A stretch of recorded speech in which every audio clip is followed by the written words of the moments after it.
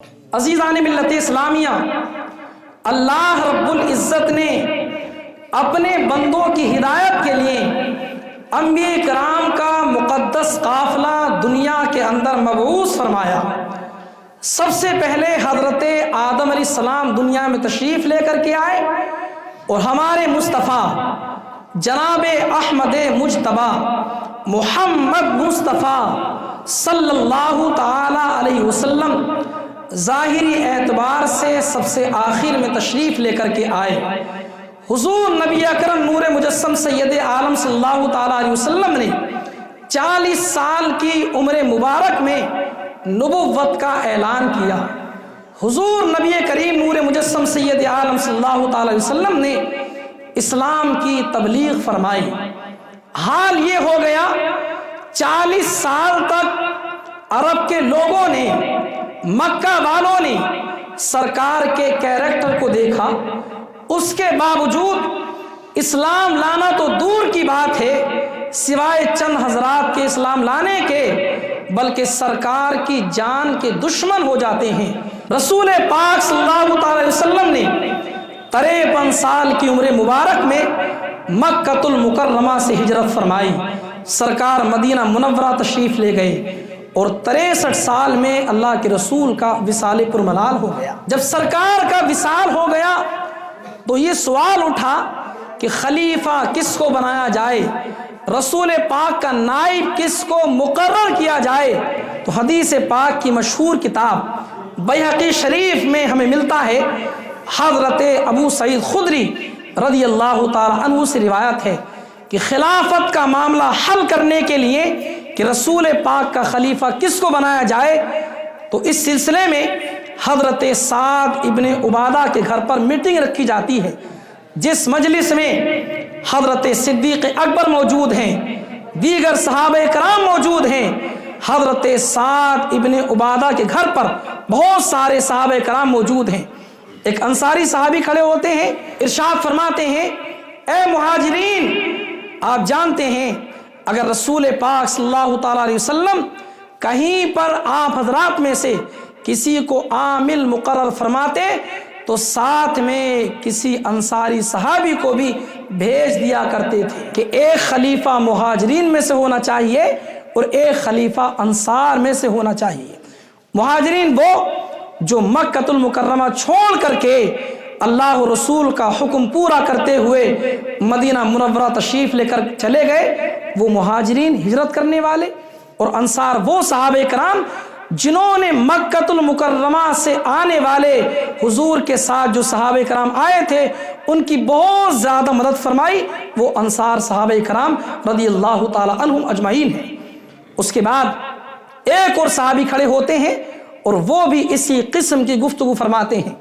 پھر حضرت زید بن ثابت کھڑے ہوئے اور ارشاد فرماتے ہیں، آپ کو معلوم نہیں ہے کہ رسول پاک مہاجرین میں سے ہیں، یعنی سرکار بھی مکہ المکرمہ سے مدینہ منورہ تشریف لے کر کے آئے ہیں تو سرکار بھی مہاجرین میں سے ہیں، اس لیے سرکار کے بعد جو خلیفہ بنے، سرکار کا جو نائب مقرر ہو وہ مہاجرین میں سے بننا چاہیے۔ چنانچہ حضرت زید ابن ثابت رضی اللہ تعالی عنہ نے حضرت صدیق اکبر رضی اللہ تعالی عنہ کا دست مبارک پکڑا اور فرمایا، یہ تمہارے والی ہیں، اور صدیق اکبر کے ہاتھ پر حضرت زید ابن ثابت نے بیعت کر لی۔ ان کے بعد حضرت عمر بن خطاب رضی اللہ تعالی عنہ نے بیعت کی۔ جتنے صحابہ کرام موجود تھے تقریباً سبھی حضرات نے صدیق اکبر کے ہاتھ پر بیعت کی، آپ کو حضور کا پہلا خلیفہ تسلیم کر لیا، آپ امیر المؤمنین مقرر ہوئے۔ صحابہ کرام رضی اللہ تعالی عنہم اجمعین نے آپ کے ہاتھ پر بیعت کی۔ اب صدیق اکبر رضی اللہ تعالی عنہ منبر رسول پر کھڑے ہوتے ہیں اور آپ ارشاد فرماتے ہیں، پہلے آپ نے دیکھا، سب میں نظر دوڑائی تو اس میں حضرت زبیر جو سرکار کی پھوپھی کے بیٹے تھے وہ اس مجلس میں موجود نہیں ہیں۔ آپ نے ارشاد فرمایا حضرت زبیر کو بلایا جائے۔ حضرت زبیر آتے ہیں تو صدیق اکبر ارشاد فرماتے ہیں، اے زبیر، آپ رسول پاک کے خاص صحابیوں میں سے ہو، ہمیں امید ہے کہ آپ مسلمانوں میں اختلاف نہیں ہونے دیں گے۔ حضرت زبیر رضی اللہ تعالی عنہ نے عرض کرتے ہیں آپ فکر نہ کریں، اور صدیق اکبر کے ہاتھ میں حضرت زبیر نے ہاتھ دیا، یعنی حضرت صدیق اکبر کے ہاتھ پر بیعت کر لی۔ کون ہے یہ؟ رسول پاک کے پھوپھی زاد بھائی، رسول پاک کی پھوپھی کے لڑکے حضرت زبیر رضی اللہ تعالی عنہ پھر کھڑے ہوئے صدیق اکبر ممبر رسول پر، اور ایک نظر دوڑائی تو دیکھا کہ حضرت علی حیدر کرار رضی اللہ تعالی عنہ موجود نہیں ہے۔ کہا مولا علی کو بلایا جائے۔ حضرت علی آتے ہیں، آنے کے بعد حضرت صدیق اکبر ارشاد فرماتے ہیں علی ہمیں امید ہے کہ تم اسلام کو کمزور نہیں ہونے دو گے۔ اللہ اکبر، مسلمانوں میں اختلاف ہونے نہیں دو گے، اسلام کو کمزور ہونے نہیں دو گے۔ اللہ اکبر، حضرت مولا علی حیدر کرار رضی اللہ تعالی عنہ نے بیعت کر لی، اور مدارج النبوہ کے اندر لکھا ہے کہ صدیق اکبر کے ہاتھ پر حضرت علی نے صرف بیعت نہیں کی، بلکہ حضرت علی نے ارشاد فرمایا قدمک رسول اللہ صلی اللہ تعالی علیہ وسلم فمن الذی یؤخرک، آپ کو رسول پاک نے آگے بڑھایا ہے تو آپ کو پیچھے کرنے والا کون ہے؟ یہ مولا علی کے الفاظ ہیں، مولا علی کے، جو کہتے ہیں کہ بیعت نہیں کی اپنی رضامندی کے ساتھ۔ کیسی بیعت کی؟ خوش ہو کر کے بیعت بھی کرتے ہیں، اور ساتھ میں ارشاد فرماتے ہیں آپ کو رسول پاک نے آگے بڑھایا ہے، آپ کو پیچھے کرنے والا کون ہے؟ اللہ اکبر۔ حضرت علی رضی اللہ تعالی عنہ اس حدیث کی طرف اشارہ کرنا چاہتے ہیں کہ رسول پاک صلی اللہ علیہ وسلم نے جب سرکار صلی اللہ علیہ وسلم کا علالت کا دور تھا، سرکار دو جہاں صلی اللہ علیہ وسلم کی طبیعت علیر تھی، اس موقع پر اب صحابہ کرام کو نماز پڑھانے کے لیے مصلی پر کسی اور کو نہیں بلکہ صدیق اکبر کو کھڑے ہونے کا حکم فرماتے ہیں کہ آپ کو صحابہ کرام کا امام بننا ہے۔ اللہ اکبر۔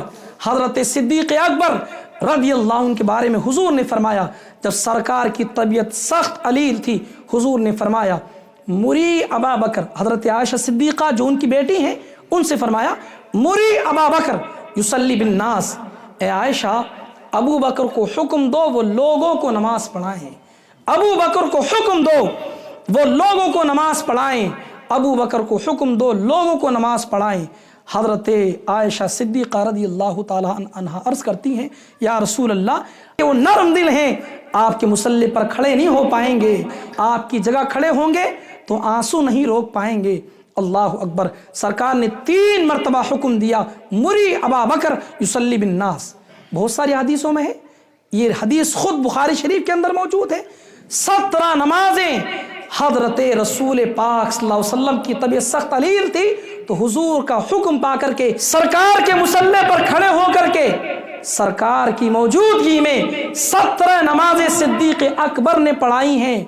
اور ابن زمعہ کی روایت تو یہ ہے، ابن زمعہ کی روایت سے معلوم تو یہ ہوتا ہے جب سرکار نے فرمایا نا کہ صدیق اکبر سے کہہ دو وہ لوگوں کو نماز پڑھائیں، تو اتفاق سے صدیق اکبر موجود نہیں تھے، حضرت عمر ابن خطاب رضی اللہ تعالی عنہ مصلی پر کھڑے ہو گئے۔ سرکار دو جہاں نے دیکھا، لا لا لا، نہیں نہیں نہیں نہیں، اللہ اور مسلمان ابو بکر ہی سے راضی ہیں، ابو بکر کو حکم دو کہ وہ لوگوں کو نماز پڑھائیں۔ یہ حضرت صدیق اکبر سے سرکار اتنی محبت فرماتے ہیں کہ اپنے بعد مصلی پر کسی اور کو نہیں بلکہ صدیق اکبر کو کھڑا ہونا پسند فرماتے ہیں، اور سرکار ان سے حد درجہ محبت فرماتے ہیں۔